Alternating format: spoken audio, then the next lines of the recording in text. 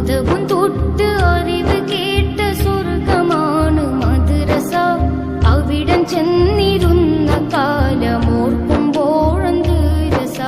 അധർമ്മം വിട്ട് അറിവിൻ വെട്ടം കാട്ടിത്തന്നു മദ്രസ.